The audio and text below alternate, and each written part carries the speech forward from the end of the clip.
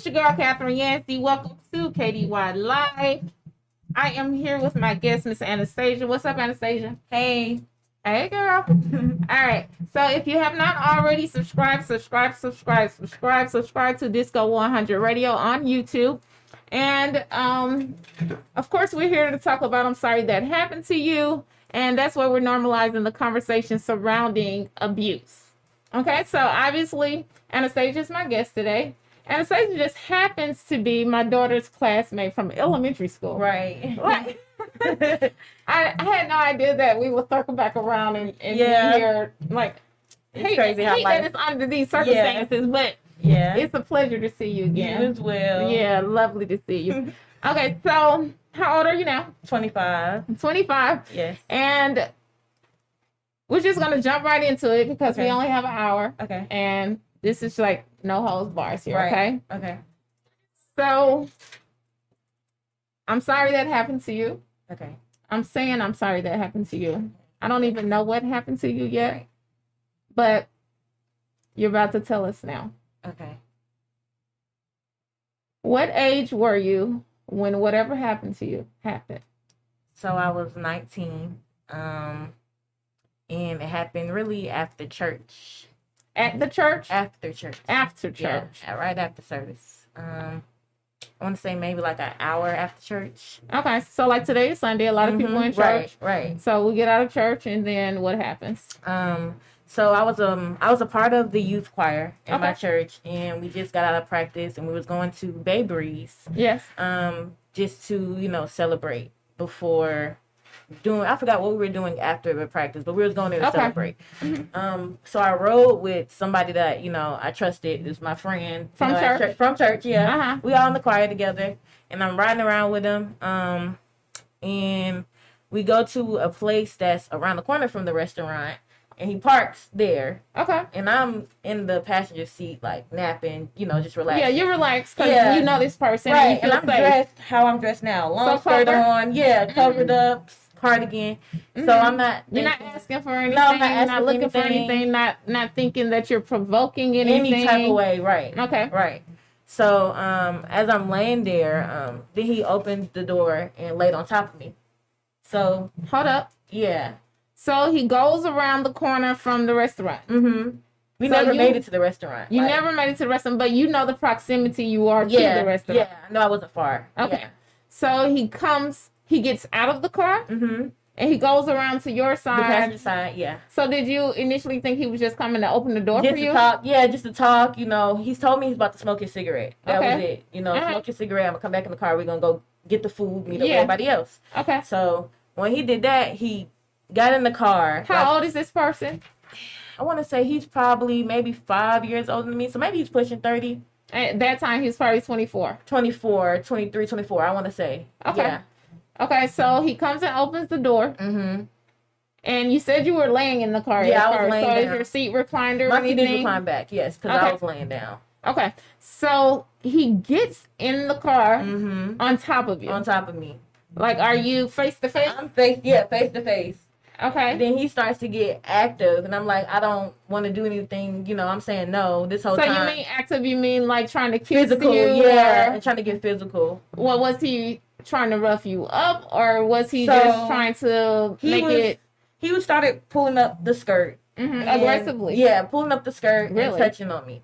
So I'm like, what are you doing? Like, I'm telling you no. And this individual, they have told me that they had feelings for me and they like me, but I never thought you would take it upon yourself to feel like you can just take something that's not yours. How long did you know him before this incident? I want to say I probably known him for maybe 2 years. Okay, so a good long time. And he's met who my boyfriend was at the time. Like, he's met him. I brought him to the church. I brought my boyfriend there to get baptized at my church. So you've been involved with him and everything like that. But I never would have. So you had a boyfriend at the time? Yeah, well, during this time, we just broke up. Okay. But you knew how I felt about this person, so I would never be, with anybody else. I understand. Yeah. Okay, so he knew you just broke up? Mm-hmm. So this individual, my ex-boyfriend, he just got incarcerated too around that time. Okay. So it was like a crazy. So he's gone. Yeah, it was like a crazy time when this happened because he just got incarcerated, and then basically you're out here. You know. So you're trying to figure things out without him at this point, and you think you have a friend here that you're right, who has known your boyfriend. Right. And I'm riding with you. You're my ride to Babe Breeze. Platonic relationship. Right. We've been friends. Okay. Yeah, I talked to you about your relationships. Was he in a relationship? No, he was not at this time. Okay. So he's laying on top of you, being aggressive, pulling your skirt up, your dress up. Well, yeah. And he's face to face with you. Does he close the door? So the door was closed. The door was closed. So the place we pulled into, was this what complex. time of day is it in? This is broad daylight. Because it's right after church. Yes, so it's like a Sunday after service. Maybe like 2. Yeah, maybe like 2:00. You know, church sometimes ends at 1. So like 2:00. But this is broad daylight. We're in a subdivision. When I noticed it was a subdivision that was getting built. Okay. So you're in the area that's not fully built. Right. Where people, you know, wouldn't be living yet. Right. Because it's an abandoned place. Yeah, it's still basically being built up. Yeah. Uh-huh. The people that live there are probably in those houses in the beginning. So it's beginning to be like this is something that you planned on doing. Right. Yeah. So after that, are you in shock? How do you respond physically? What do I am in shock. I'm saying no the whole time though. That's what has me like. You're not even caring about how you're hurting an individual. You just want to get this done because that's what you want to do.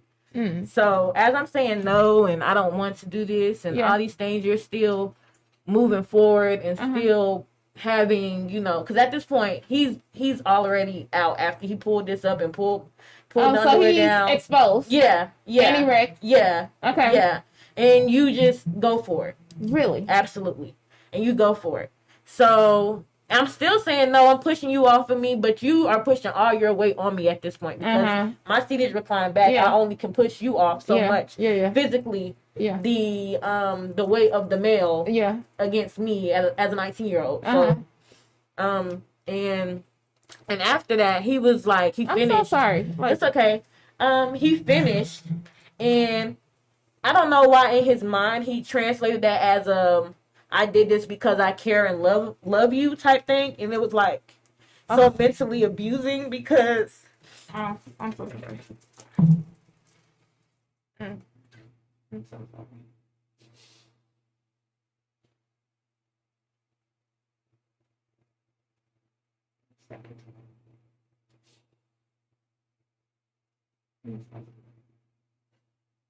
We did not deserve that. Because I don't know why someone could correlate abusing someone in that manner with love. And after it, he was just saying these things like, hey, you know, we're going to be together. We're going to do this. We're going to do that. And I was just this is still in the Park Place. Yes, this is when you're finished. You went back over to your side of the car and you're talking to me like we just came from a picnic relationship. Yeah. And then though, when we got to the Babe Breeze, wait, you still went? Yeah, I still went, and I don't even know how. I want to ask you. Yes. Okay, so this is just mind-boggling. Okay. Yes. So he does the act.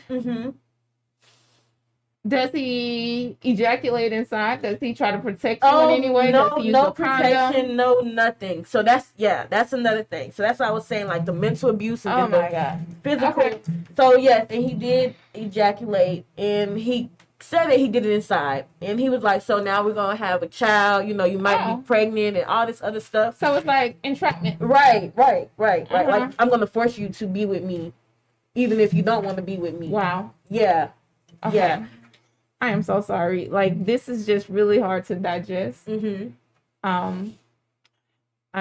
You're very strong to even be up here sharing this story. I know how painful it had to be being somebody that you knew and trusted. Right. And then to go down that road. Right.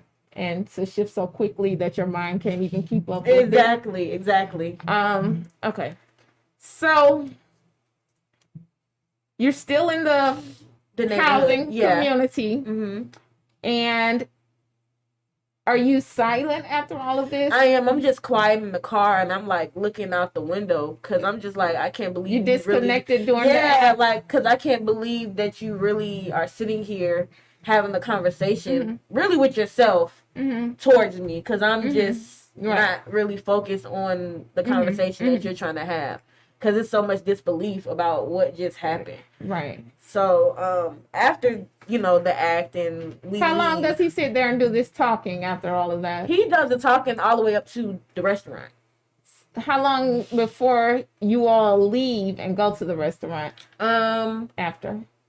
I want to say maybe it was nothing but probably 5 minutes, because after you did what you did, you didn't want to be so late to the restaurant to show that something could have happened. Call and looking for you. Yeah. Okay. Yeah. So he was trying to cover his tracks. Right.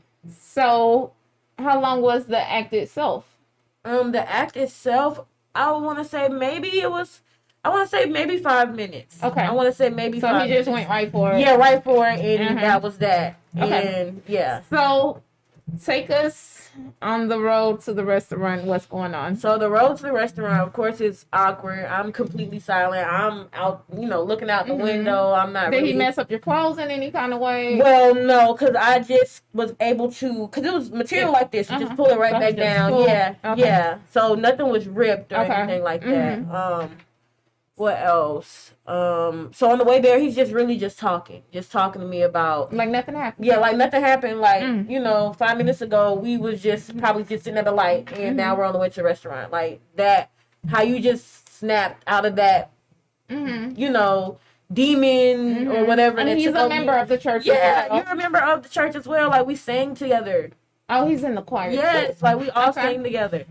So it was on the way to the restaurant. He's just talking about that. We get in the restaurant, and it's another individual there, who always liked me as well. So he made a sexual joke when we got there. Yeah, he made a joke. It was like, right. Well, you didn't even know. Time yeah, but you didn't know what just happened. Exactly. So it was like, I really felt disgusted that you even made that, joke.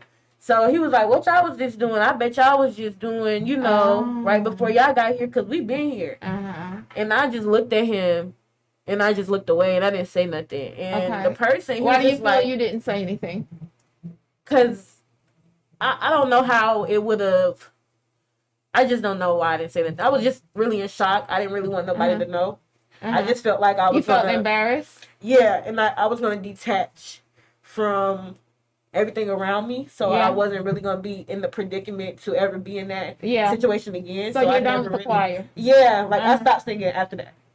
Didn't go back into singing. Take your time. I'm so sorry. It's okay.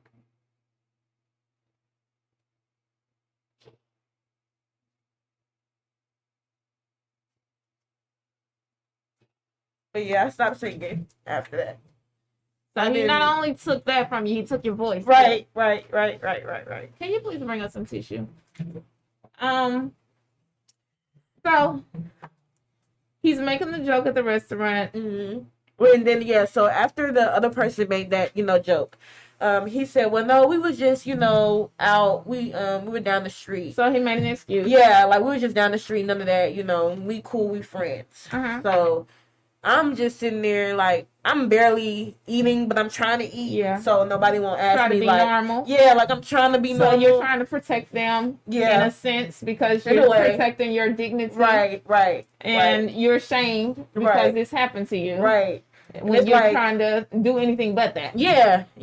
Especially you had the situation with your boyfriend just being taken away. So it's like a lot. Yeah, it's a lot. So. Okay. So how do you get through the dinner?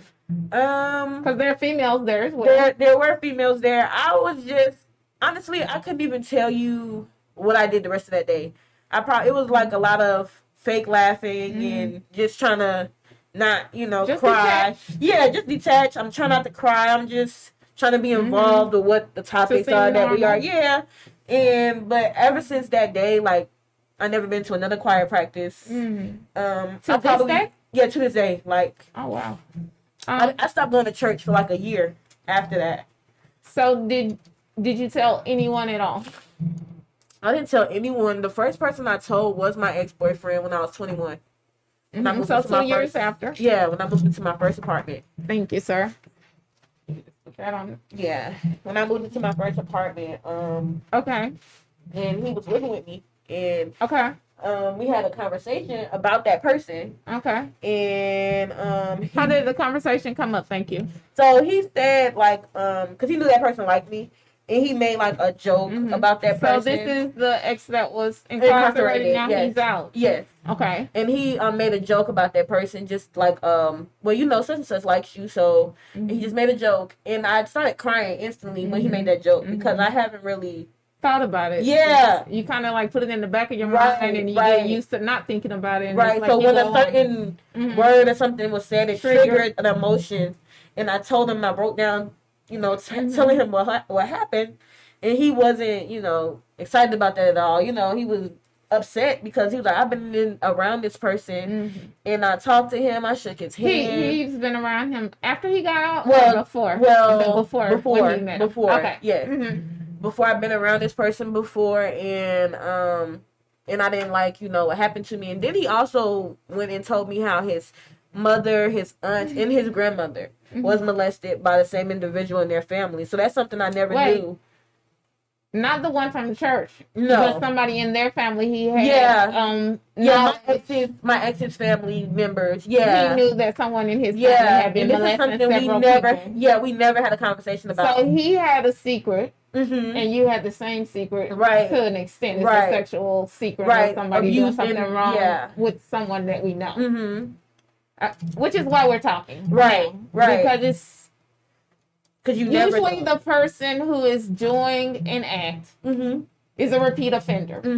And they're usually abusing people within reach. Right. So that's usually some family members, some friends, the friends of the friends. It's people in reach. And because nobody says anything within the circle, they keep going around the circle and nobody ever knows. Right. But we're going to change that. Right. Thank you so much for being so bold to share your story. And when did you come to grips with what happened and decided that you would speak about it? I want to say after I told my ex. Okay. To see like how passionate like he was about it, you know, about to see if he was gonna have your back. Yeah, and well, to see that that's not okay and that I should speak out about it and tell people. Like he gave me that that window of security that I can let you know when these things happen. And you're not gonna blame me, right? And you're not gonna shame me, and I can go with my head up, and say that this happened, and to know that it didn't just happen to me, you know, it happened to other people as well. See, that is the thing too. A lot of times we're like, well, what did I do to make this happen? Right. You had that conversation. Well, it was some thoughts like, you know, could I have provoked this or in a manner? But I always think like you didn't do anything. You did everything right. That's just what that person wanted to do. Like that was their mission for whatever they felt like, you know. So let's go back to the person. Did you ever file charges against them? No, and my ex wanted me to do that, but I didn't do it. How old are you now? I'm 25. And it happened when you were how old? 19. Yeah, the statute of limitations is 7 years. I think I read a few. I will go down there with you to file these charges. I want you to really take this seriously because if that happened way back then and he was so bold in doing it, I don't know the person, but usually, as I said before, they are repeat offenders. I want to guess that if you go public and say who the alleged person is, that other people will come forward. Yeah, that's just something I wouldn't want to do because I put that so far behind me and I just don't want to open anything, be a part of that. I don't even know what that individual is in life. Like, I have no clue to what they are even doing. Well, you have every right to handle it the best way for you. However, I feel that we have an innate obligation to help others who may not be able to help themselves, if we can. And just your words alone, and just you filling out that police report, they can do the job themselves. So I understand that you don't want to be technically involved because that's a hurtful part of your past, and you're like, I'm not even hurt anymore, so I'm moving forward, and I'm trying to, leave that in the dust. However, you're a praying woman because you go to church. Right. Pray on it. Right. And see what God has you to do. I think there's always a purpose in our pain. That is true. And we get strength from everything that we overcome. And with that strength, and not only that, if you're a praying woman, you know that when we're weak, His strength is made perfect. If you're not strong and going to pursue this thing, know that God is going to show up for you and go before you. Right. Not even strengthen you. His strength works through you. It's His strength, not even yours. So don't even rely on yourself and what you're able to do, what you're able to withstand. He steps in for us. If you believe in that whole thing. Right. Okay. So pray on it is all I'm going to say. Okay. I'll be right there to support you. Okay. I am the one who will say, this person needs to pay. So I don't know if you go ahead. What you I was gonna say it's really crazy. I was gonna say how life works. Okay. Because this individual did have a daughter. And with his daughter. He had a daughter at the time that he abused you? No, I would say his daughter was born maybe a year after this happened. Okay. But while his daughter was growing up, him and the mother of the child weren't together, but she had a boyfriend. Okay. And I found out through the church, you know, my mom is his friends and his mother and, the church and the, people that grow up there. But his daughter was actually being molested by the mother's boyfriend. Yeah. And I was sad to hear that, that happened. And I was like, in life, things happen in a circle. He did these acts. And I said that as well. There's no telling how many people he did this to. And then you have your daughter in this world. And for her to come in this world and those evils that you put in this world was happening to her. And this little girl was nothing but probably 2 or 3 years old. Very sad. Yeah. Happens. Yeah. I've heard several situations of babies being abused by not only somebody else but their own father. So even with him having the daughter, I don't know nothing about him, but if you have abusive ways, some people don't have limits. It can extend to even your own children. So that's unfortunate for the little girl. Kiara revealed to me, she was my first guest when I first did. I'm sorry that happened to you. For those who don't know, I'm sorry that happened to you. Stemmed from a family situation of cousins who were abused by their fathers physically. Oh, okay. And people in my family didn't want to acknowledge it. So we started, I'm sorry that happened to you. We can publicly all acknowledge each other. Wow, okay. Okay. So, but Kiara came on, and she had come on because she shared with me that she's now 25 as well.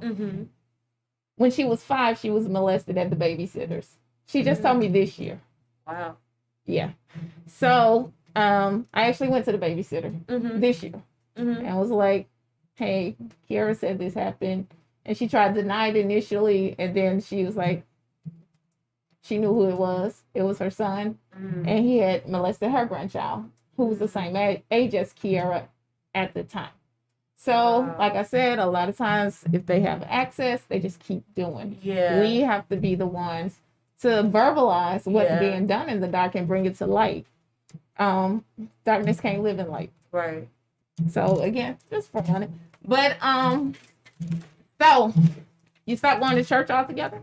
Well, no, I still went back. Okay. I just didn't go that year because I was going through a lot. So yeah. How did you mentally cope? Prayer. That's how I cope with everything. I just pray about it. And I assume there was no pregnancy involved? Oh, no. Okay, no. Great.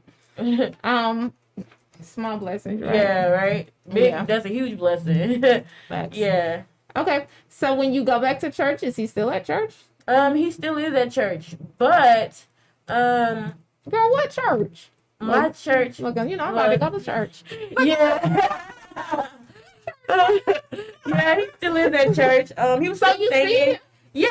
Well, I haven't been since the pandemic. Yeah, but I'm just saying. But yeah, after that situation, when you returned to church, and was there any dialogue, or you just stayed away? Or I just really didn't talk to him. I didn't talk to him at all. I kept my distance, and that was that. I was still go to church, still praise, high praise, and go home. So you didn't have a rapport with anybody in his family that you felt like you can talk to? Well, not about the situation. Mm-hmm. I would just still say hi, to his mom and aunt, and that was about it. But other than that, I would just literally avoid. I won't talk to him. And you said that your mother was friends with his mother? Like we're all, we all go to the same church. Everybody sung the choir. So did you tell your mother? No, I never told my mom. To this day, you never told your mom? Oh, mom's gonna My ex tried to tell my mom when I told him. Okay. What do you mean try? So so we got in an argument, and he called my mom and was like, "Yeah, you need to talk to your daughter because she has something that she went through and she won't." Were you arguing about something that stemmed from that? I really don't remember what the argument was about. I just remember there was an argument, and that's how he tried to. Matter of fact, the car. It was an argument about a car, which is two different subjects. But so that argument stemmed to him wanting to tell my mom what I just told him.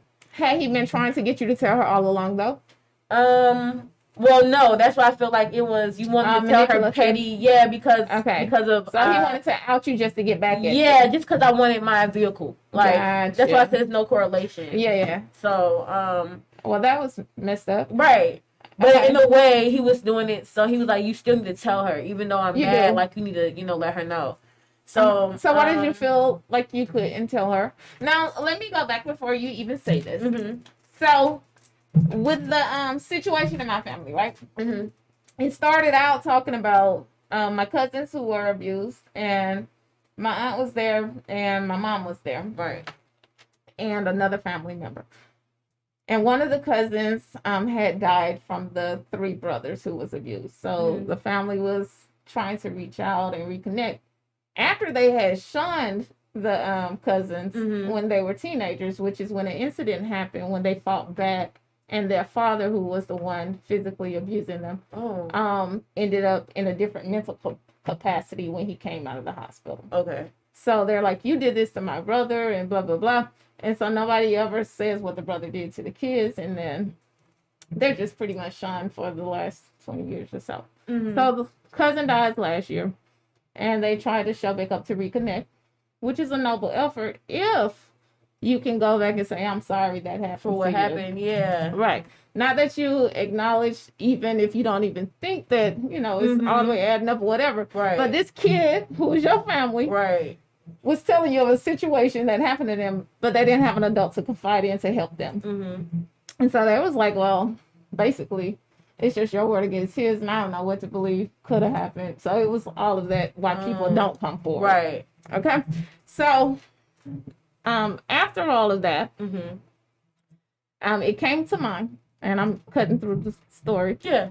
And the story is definitely posted. It's one of the first posts I put up when I did the page. I'm sorry that happened to you. Okay. But it came to mind that a cousin used to rape me all the time when I was younger. Just like you said, you go on with your life, you put it behind you, you just keep moving. I could be in the same room with him. It's not an issue or whatever. He didn't do it now, So, and I had counseling in my early 20s or whatever. But it came to me at that moment, because it was that aunt's son who was shunning, or just not acknowledging the situation that happened with the cousins. So I was like, well, you're not real close to them. They've been distant for a couple of decades now, but you know me my whole life. Maybe you can tell me I'm sorry that happened to you. Right. Not only did she not do it, my own mother did not do it.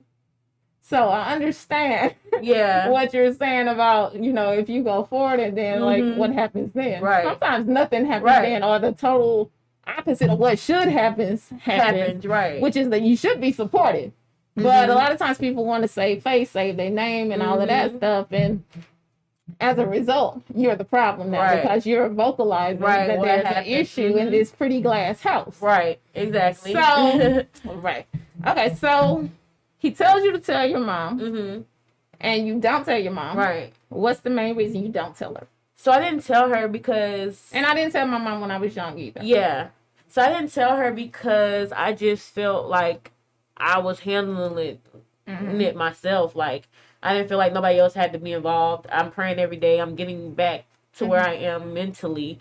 So, I'm fine about it. Like, it's, like I said, that was 2 years after I even said anything. So, I just didn't feel like I had to tell my mom. And then So when he kind of said what he said, all he said was, you need to talk to her. Something happened to her with somebody at the church. Mm-hmm. So when she heard church, like, she was thinking, what happened to you at the church? Mm-hmm. And because I never told her, it's not like she didn't believe something happened, but it was like I don't know how to say though, like I don't know. Like, she didn't think it's possible for something like that to happen at the church? Well, I don't even want to say possible. Mm-hmm. So because I didn't tell my mom, right? It was a situation that happened when me and my ex, me and him stopped talking after that. Okay. And she was like, well, if you don't want to tell me, then maybe it didn't really happen. Maybe you just told your ex that this happened, so certain, Really? So ever since she said that, I just didn't even you already know that she's gonna have a level of disbelief whenever you do, because I don't want to tell you.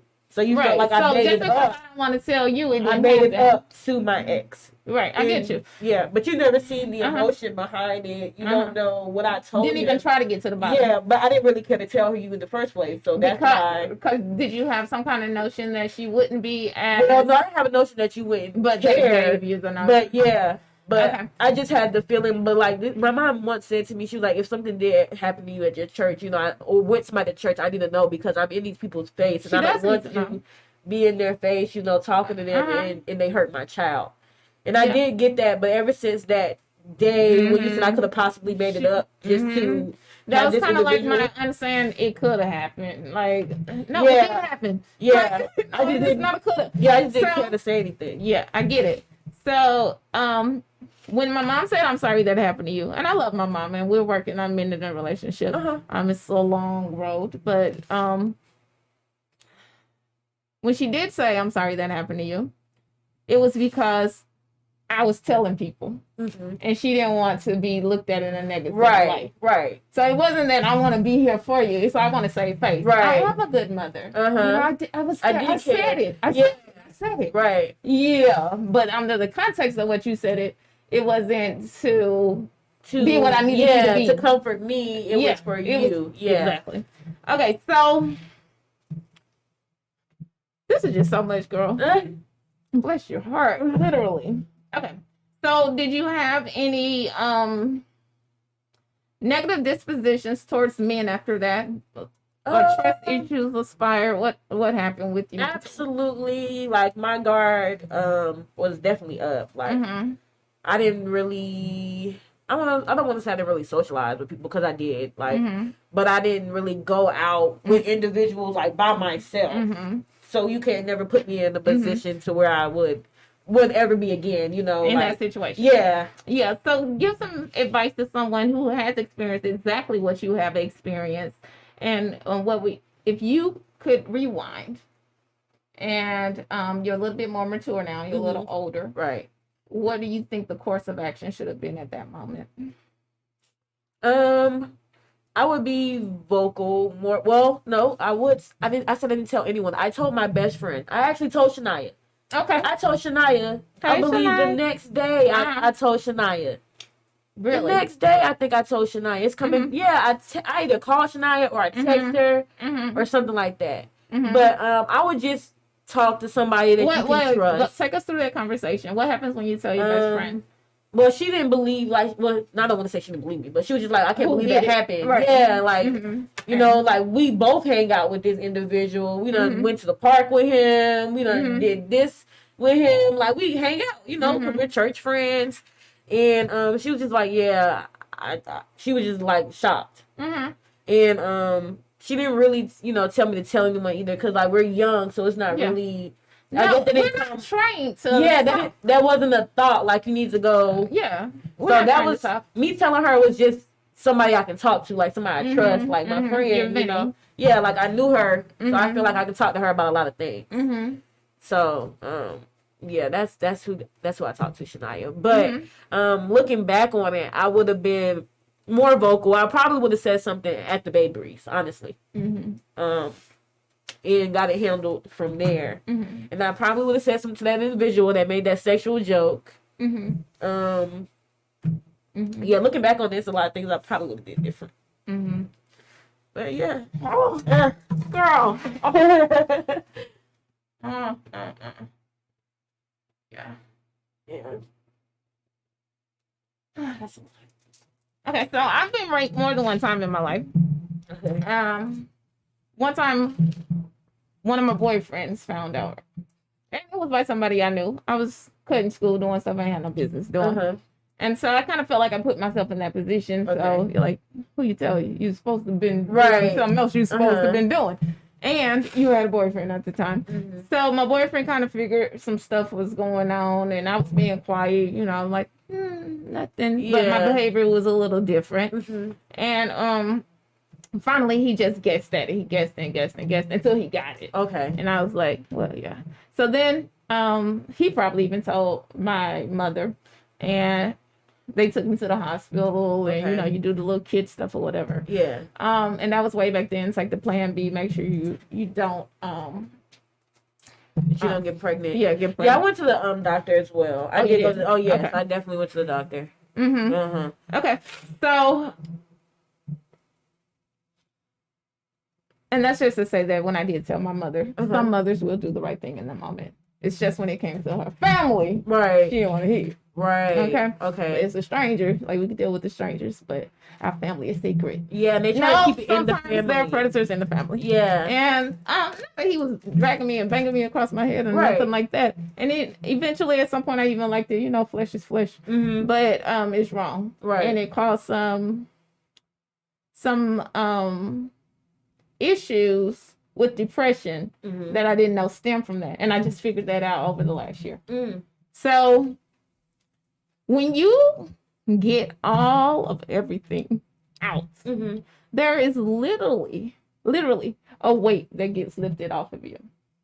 So when the Bible talks about the weight and the sin being lifted, it's a literal weight. Yeah. I felt it leave. Yeah. And I'm saying this to say, don't keep the secrets. Who you protecting? It ain't you. Mm-hmm. Why you got to be uncomfortable? Right. So I thought I was good. Like what you said, you did your little work and you making it through life and, you're feeling normal. Right. But it's still some stuff in there. Mm-hmm. And when it started coming out, just when I had to do the I'm sorry that happened to you, I never intended on even exposing anyone. Right. But when I did, it's like, really, that's supposed to be weighing me down. I didn't even know I was weighed down. Mm-hmm. But I felt a literal weight be lifted off of me. Yeah. So you do things differently about going out. How are you with dating? With dating, I don't say that. I was gonna say that doesn't really affect my dating. Okay. With that individual that was my ex, I just always dealt with him. Okay. Like on and off throughout the years. And yeah, that's really about it. I didn't really care to date around. Mm-hmm. So I'm just really mind blown that you still cross paths with this person. Mm-hmm. But I understand it because it's like the same thing with my cousin. Like, it's just the past. Yeah. But does it ever cross your mind that he could be hurting someone else? It really doesn't. Mm-hmm. I don't think about it. Mm-hmm. Yeah, I don't think about it at all. Like around that time, I thought about it heavy, like really heavy, but I don't think about it. I get that because I don't think about those things. Like we at the family dinner. Yeah, I didn't. Okay, so do you have children now? No. Okay. How do you think you will be as a parent to your children, boy or girl, knowing what you've been through? I'm just gonna be real open with my children, like, and let them know they can talk to me about whatever. Mm-hmm. Even though my parents, like, they kind of made me feel like I can talk to them about whatever. Mm-hmm. I just not always feel like I couldn't. I just didn't, because I was pretty much, I didn't have to feel like I had to come talk to my parents about anything, because I didn't have to sneak and do anything. I was pretty much open. My parents let me do whatever I wanted to do. Okay. So it's not like I did something today, let me go tell them. No, it's just like I always had freedom. I understand. To just do whatever. But with my children, I feel like I can let them know I'm an open door. We can talk about different subjects. And you don't have to feel like I'll judge you about it or I wouldn't believe you about it. Because I've been through it. So. Yeah. And I want to say that it's unfortunate that previous generations, like you said, we've been through it, we're ready to talk, but previous generations have been through it as well. And they aren't ready to talk. Right. And they may never be ready to talk. That is true. Because that's, ingrained in them. That's their training, what goes on in this family, house, stays in this house. Yeah. And I want to say I have a great family overall. Every family has issues, and individually every person has issues. And we're all a work in progress. And I think if we take some of the pressure off of ourselves by trying to be the perfect person or family, then we can just be real and have these conversations, and we can protect the people that need to be protected, and we can make sure that those who need to be away from people so they won't hurt them will be away from people so they won't hurt them. And I believe in bless those who curse you and all of that. Do you pray for that? Oh, yeah. Well, that wasn't my ex. I apologize that you put him in that category. Yeah. Oh, absolutely. That's what I pray for the most. Like, pray for myself, but I also pray for him. Yeah. I prayed for his daughter when I found out that happened. So yeah. How did you find out that happened again? You said my mom told me. The mom. So the mom is concerned about that child. You don't think she'll be concerned about her child? My mom just told me because his mother told her. Right. Like that's. So if they're sharing that stuff, if you went and told her, your mother, you don't think that she would tell his mother? I believe and they will be equally concerned? Because they're concerned for this child. Yeah. You don't think they would be concerned with her child? Yeah, that is true. But like I said, I'm so past it and it's behind me. I just really like. But what if there are others? Yeah, and I do get what you're saying about there being others. Yeah. But like I said, that doesn't cross my mind either. Okay.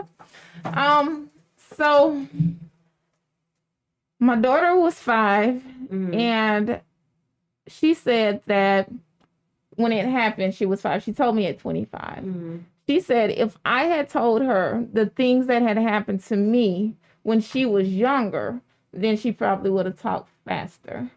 Do you think that you would be sharing your story, your truth with your children at a young age?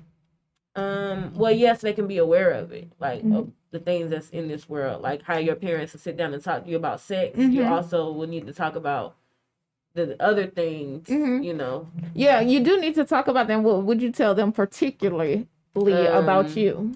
Yeah, I would have no issue with it. Okay. Because those are my kids. Like, yeah. And I think a lot of times we can avoid situations if we just, shed light on it. If we just tell the truth, and that way we don't keep falling in the same holes. Yeah.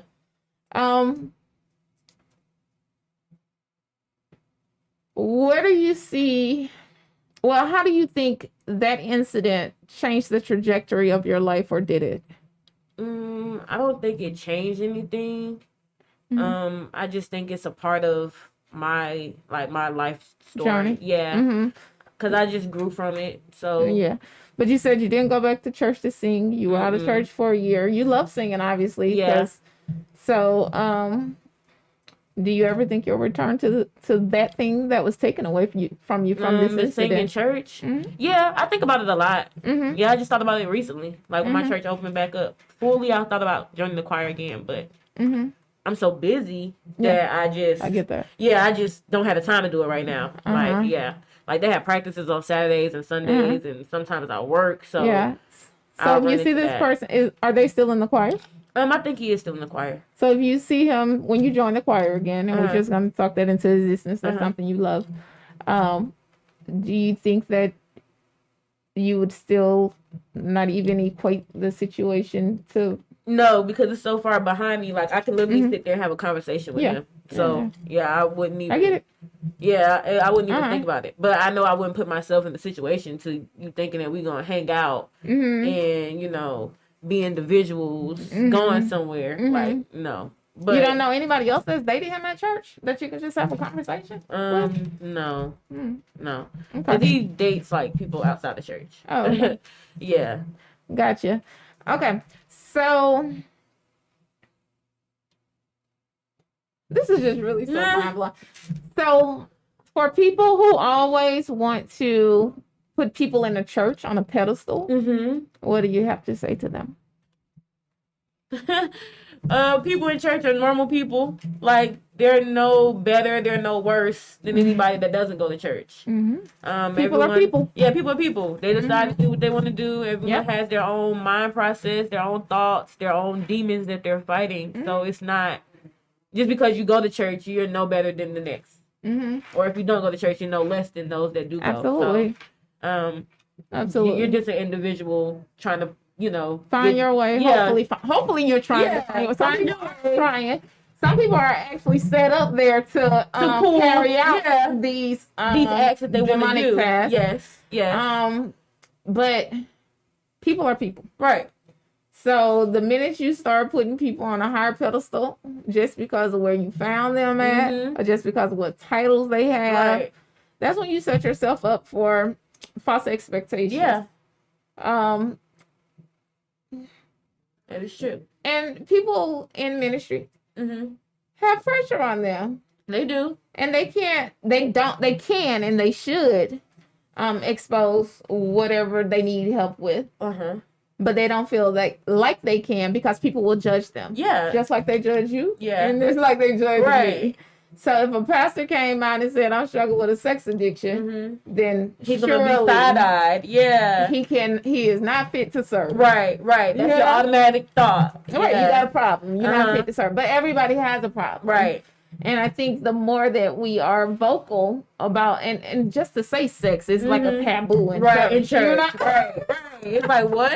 Right. Yeah. We got all these babies. Like, no, and these new babies coming into church, and we Christian, we need to talk about sex in church, okay? Yeah. And sex is not a bad thing in the right context, which is why it needs to be talked about. Right. People always say sex is the evil thing. Right. No, we get found out about sex when we start getting pregnant and having these babies. Right. But it's a lot of folks that have these little things going on with them that we know nothing about. And that somebody said it.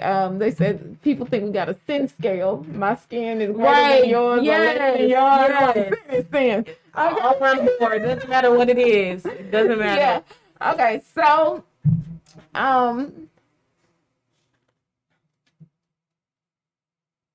how do you feel right now? Right now, I'm glad I came here. I'm glad you came. Yeah, because since to this day, I told other people, within the years, I told a couple guys, told a couple females, and the more you talk about it, you do get to see who else has been through different things. That's the thing. Like, the more I talk, the more people come forward. Yes, like when I reposted that Facebook post, that was my cousin's post, and I reposted it, and I just had so many DMs, and you've seen the comments on the post, and it's like, wow, I never knew that. This happened to me when I was younger, and people were just talking about it, and it just felt good just to open up. Like when people come to me and talk about different things, I'm always like a listening ear, open heart, because I just want to be there for that individual and just to hear them out. Yes. So yeah, that's why I don't mind talking about it. So today I felt like was a really good day. I mean, there's no telling how many people you're helping who are still stuck in the silence. And the silence is a scary thing to come out of sometimes. Right. A lot of times we project the scariness on ourselves because we have already figured in our head what the response is going to be. But sometimes it may not even be that response. That's true. Sometimes it could be. But the main thing is just to get it out. Yeah. Get it out. Yeah. Did you seek any professional counseling? No, I didn't. I just literally prayed every day. That's really all I did, and it just got me back to my normal routine. Let me tell you what happened when I went to professional counseling. It's a funny story. So I worked at a big company, right? So they have benefits. Yeah. I'm going to take advantage of this FMLA, medical leave. I'm going to take a mental stress break, okay. Right? So, and I was stressed out. Like, I was getting a headache every time I drove into the parking lot. Oh, yeah. What a benefit book get. So I'm going to take this leave, right? So as a part of taking the leave, you have to do outpatient mental health treatment at a mental facility. Okay. So I go and they do my intake. So you have to do the evaluation or whatever. Right. And then the counselor comes back and he says, okay. And he just sits down like nothing. He was like, okay, you're severely depressed. And I was like, really? Oh, wow. Yeah. I had no idea I was severely depressed. I thought I was trying to get some days off of work. Yeah. They was stressing me out. Right. So he was like, no, you're severely depressed. And I was like, okay. And then when I started, but it made things make sense. Right. So when I started doing the actual counseling, the work, he would ask your emotions every day. Right. How do you feel today? I didn't even know the emotions. All I knew was happy and sad. Right. That was about the extent. So I'm looking at the board of emotions. I'm like, wow.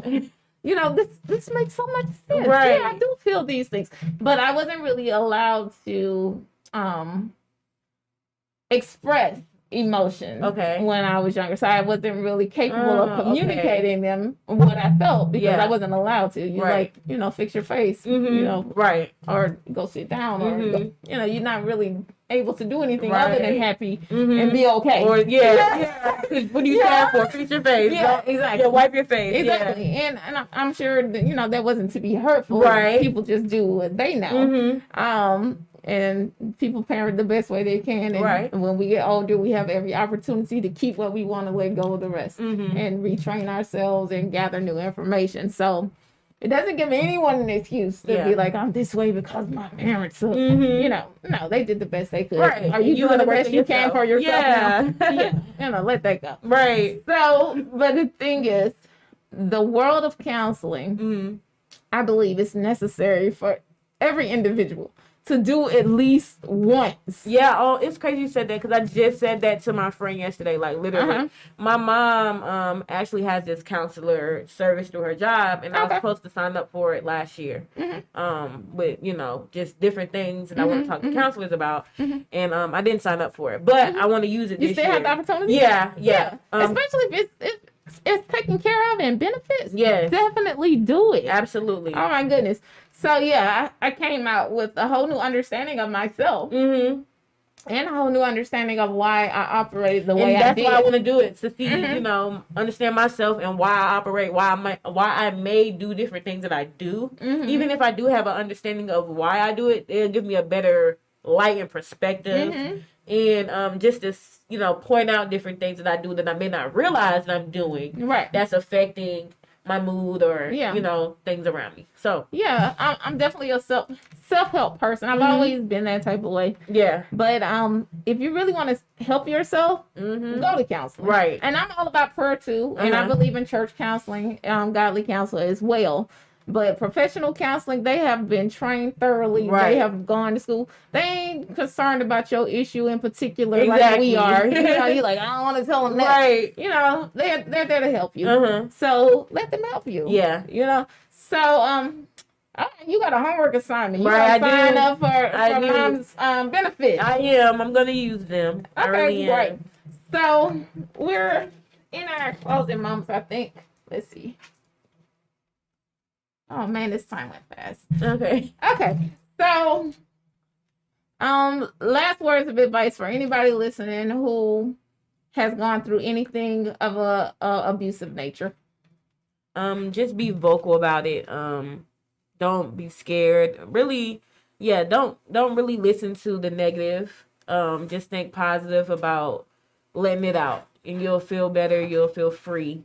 Don't let that person entrap you in that moment for the rest of your life. That's really what advice I can give about that. Sound advice to me. Yeah. So how can they find you online and tell us about what you have going on right now? Well, you can find me on Facebook. My name is Anastasia Dan Jim on Facebook. It's on your link, I believe. It is. My business page on Instagram is Dope Creations by Stage, and that's DOPECREATIONZBYSTEJ. I make different custom products. I'm also a wedding consultant, so I help with weddings as well. And I'm into a couple things. Absolutely. Well, beautiful. I have really enjoyed seeing you. You too. Again, I'm sorry that happened to you. No one deserves to sorry go through that. You. Yes. Thank you. It's funny when the community, when I first did the Facebook page, when they first said, I'm sorry that happened to you, it was a real emotional thing. And I didn't even know I needed to hear it. But when I heard it, I was like, oh, I do need to hear that. Yeah. You know, it was like part of the healing process. Right. So it's just, in a sense, validated that you're human. Your emotions matter. Right. Nobody deserves to go through stuff they ain't supposed to go through. Exactly. Right. That's just the bottom line. So it was stranger saying it, and it still had that result where I was like, that powerful effect. I really needed that. And it kind of is a thing that just simply is a natural response. When something tragic happens to somebody, you say, I'm sorry. Right. Unless you're not really sorry. Like, how could you not be sorry if something happened to somebody of a tragic effect? But anyhow, some people, you know, come from different backgrounds. That is true. Things of that nature. That is true. Whatever happened to them to cause them to not be able to be empathetic to people who have situations going on. And then a lot of people never had that empathy, so you know they lack giving the ability to give it. But to that person, I always say, I'm sorry that happened to you. Yeah. You know, a lot of times the abuser has been the abused. So I'm sorry that happened to you if that happens to be your situation. Right. Doesn't give you an excuse. Don't do it. Yeah. You know, get the help that you need to not do it. Exactly. But you can find me online at Catherine Yancey, Miss KDYMZ.KDY on Instagram. And I will be here next Sunday on Disco100 Radio on YouTube. And we're talking all month long.